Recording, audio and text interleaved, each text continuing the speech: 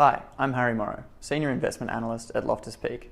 Welcome to Update Plus, our monthly health check of the big disruptive trends that are driving business and our portfolios. What do streaming services like Netflix, Disney, Roku, and President Joe Biden have in common? I'll answer this momentarily. The TV industry globally is being massively disrupted. Almost every TV household in the US was subscribed to pay TV at its peak. The industry was a money machine, generating approximately $200 billion in annual revenues, either through cable fees or advertising. It is this $200 billion up for grabs in the US, along with similar amounts in Europe and the rest of the world, that makes us so interested in this area of disruption. While the transition to streaming is clearly underway, traditional distributors like Comcast and AT&T and legacy content makers like Disney, Warner Bros. Discovery, and Paramount are still holding on to much of the $200 billion opportunity in the US, even as pay TV subscriber numbers have fallen by more than half. How could that be? They've managed this by charging end users higher monthly fees each year, as much as $150 a month in some parts of the US.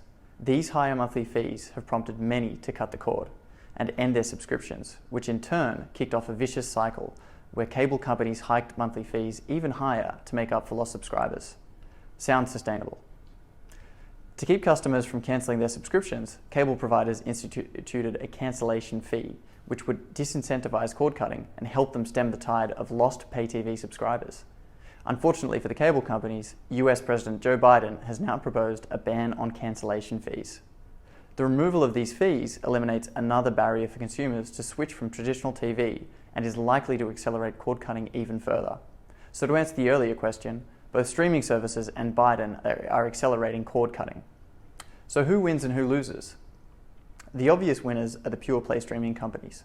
This includes Netflix, which added just shy of 9 million net subscribers in its most recent quarter and is guided to similar strength in the next, and Roku, the operating system for almost half of US TV households and the platform on top of which the streaming wars are taking place.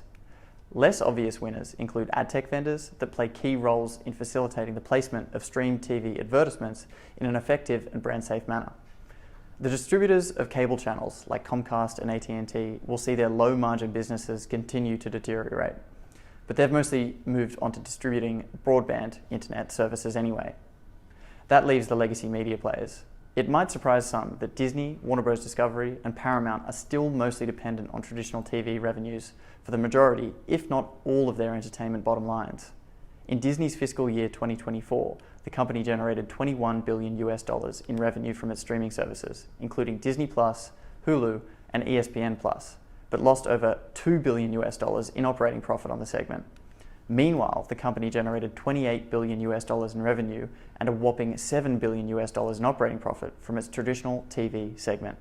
In fact, all three are pulling back on investments in their largest growth opportunity, streaming, at a time when they desperately need to replace the revenues they are losing from traditional TV.